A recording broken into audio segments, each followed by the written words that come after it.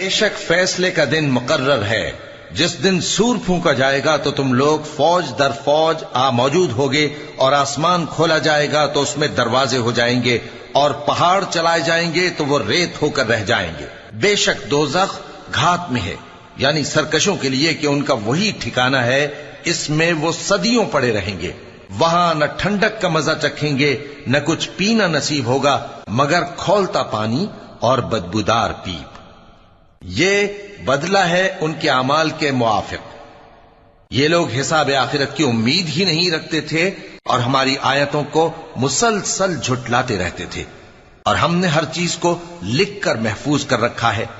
सो अब मजा चखो, हम तुम पर अजाब ही बढ़ाते जाएंगे। बेशक परहेजगारों के लिए कामयाबी का घर है, यानी बाग और अंगूर और हम उम्र भरपूर जवान औरतें और शराब के छलकते हुए जाम।